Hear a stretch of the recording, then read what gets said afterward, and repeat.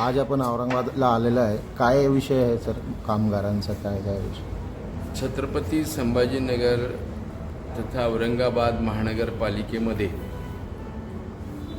सर्व डिपार्टमेंटमध्ये जे कायमस्वरूपी काम आहे त्यामध्ये सर्वत्रच बेकायदेशीररित्या कंत्राटी पद्धत सुरू आहे. त्यासाठी गेली 6-7 वर्ष राष्ट्रीय श्रमिक आघाडी या संघटनेच्या वतीनं संस्थेचा या संघटनेचा अध्यक्ष यशवंतभाऊ भोसले या नात्यानं मी 7 वर्ष हा लढा देत आहे. या मुलांना 5,500-6 हजार रुपये पगार होता. आंदोलन सुरू झालं, 8,000 केला.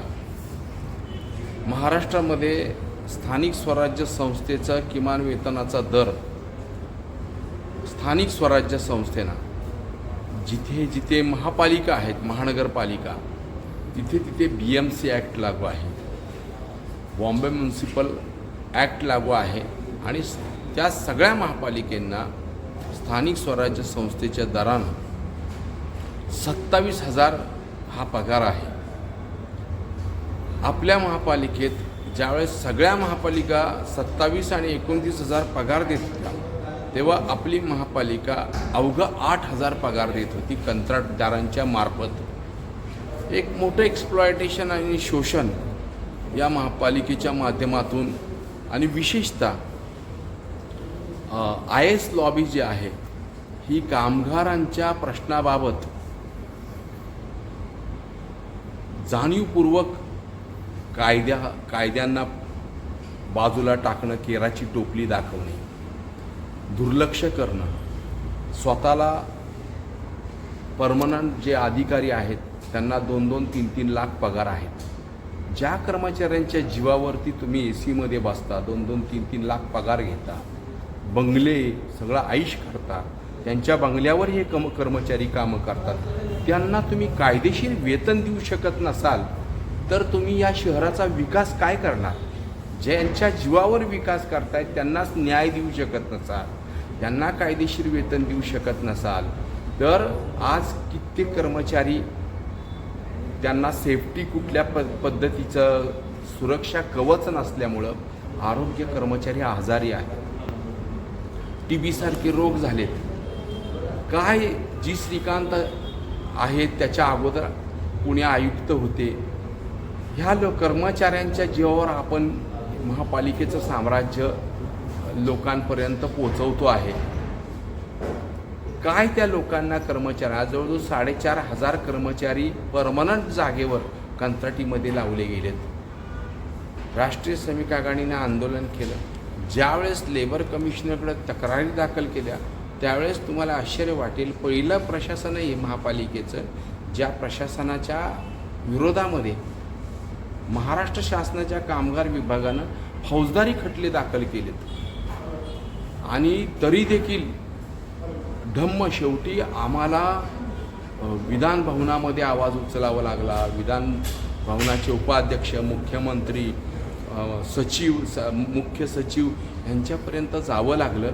त्यावेळेस आता स्थानिक स्वराज्य संस्थेच्या दरानं पगार देतोय असं दाखवत आहेत. 18,000च देत आहे. खरं तर 27,000 वेतन आहे. फौजदारी खटले दाखल झालेत, परंतु ज्या प्रशासनाच्या वरती फौजदारी खटले दाखल आहेत त्या प्रशासनाच्या आयुक्ताला त्या पदावर राहण्याचा पण अधिकार नाही आहे. आता मी रेफरन्स दाखल केला आहे इंडस्ट्रियल कोर्टामध्ये की या लोकांना परमनंट करावं. सगळं परमनंट करण्याची मागणी आहे, पेंडिंग आहे. हायकोर्टात गेले आणि त्या मागणीच्या प्रोसिडिंगवरती यांनी स्टे घेतला आहे. गरीब कामगार आहे, हायकोर्टात जाऊ शकत नाही, इंडस्ट्रियल कोर्टात जात नाही. गेली 6-7 वर्षात आम्ही कधी रुपया लोकांकडून काढला नाही. स्वतःच्या खर्चानं ह्या लढाई आम्ही लढत असतो. आता त्यांनी स्टे घेतला आहे. परमनंट जे लोक काम करत आहेत, फायर ब्रिगेडचे असतील, आरोग्य विभागातले असतील, आज 10-15 वर्ष नोकऱ्या ते बिचारे 8 आणि 10 हजारावर करतात का, तर कधीतरी आयुष्यात मी परमनंट होईल. आता बघा, त्यांनी महापालिकेनं त्यांची जी केस चालू आहे इंडस्ट्रियल कोर्टामध्ये परमनंटची, त्याच्यावर हायकोर्टात स्टे घेतला आणि काय म्हणले, आम्हाला पुरेशी संधीच दिली नाही. अर्थात तो स्टे उठणार आहे. पण स्टे का घेतला, तर त्यांना नवीन भरती करायची होती फायर ब्रिगेडमध्ये, आणखीन काही डिपार्टमेंटमध्ये, म्हणून जाहिराती दिल्या. आपल्याला काय वाटतंय, हे सरकार जाणून बुजून असे कॉन्ट्रॅक्टी पद्धतीने भरणार? आपल्या माहितीसाठी सांगतो, हे कंत्राटी पद्धत 1970-72चा जो कायदा आला, कॉन्ट्रॅक्ट ॲबोलिशन अँड रेग्युलेशन ॲक्ट, ह्याचा पूर्ण अपव्यय आहे. सरकार कुठलंही असू द्या, कॉन्ट्रॅक्टरच जगतोय.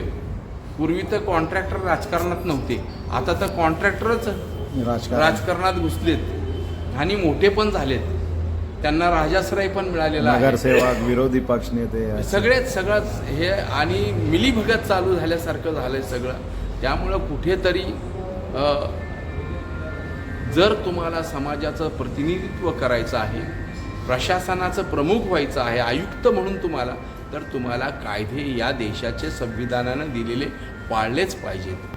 हे दुर्दैव. आता आज त्याचसाठी मी आलो आहे की ज्या पद्धतीनं त्यांनी भरती काढलेली आहे, आमचा भैया भरतीला, कारण पहिला आमच्या लोकांना परमनंट करा, नंतर भरती काढा, ही आमची प्रमुख मागणी राहणार आहे. त्यासाठी मी आलेलो आहे. जर आपली मागणी पूर्ण नाही झाली, त्यांनी त्यांचीच पद्धतीने भरती केली, तर तुमचं काय पुढचं पाऊल राहणार? काय आमचं पाऊल त्या ठिकाणी आंदोलनात्मक राहील ना, कायदेशीर पण राहील, आंदोलनात्मक पण राहील. परंतु त्यांनी, ज्या लोकांनी गेली 15 वर्ष या शहराच्या, जेव्हा शहरात आग लागल्या, मुलं बुडून गेली, ज्यावेळेस कोरोना आला महाभयानक, त्यावेळेस या मुलांनी उभं आयुष्य आपलं म्हणजे खर्ची केलं आणि जीव वाचवले. आज त्यांना परमनंट करण्या जागेवर तुम्ही त्यांना न्याय न देता नवीन भरती करून नवीन भरतीतल्या लोकांना डायरेक्ट 80,000 पगार देणार आणि ह्यांना 8,000 वापरून घेतले. हा अन्याय नाही का? असेच एक प्रकरण घाटीमध्ये सुद्धा झालेलं आहे. जे कंत्राटी कामगार अनेक वर्षापासून काम करत आहे, त्यांना ना घेता नवीन लोकांना घेऊ लागले.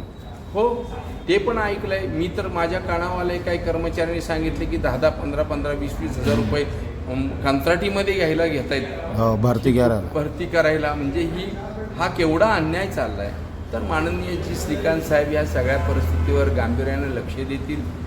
माझा महापौरसुद्धा जे आलेले आहेत ते विवेकी, विचारी आहेत, लोकांच्यासाठी चांगल्या पद्धतीचं काम करणारे आहेत.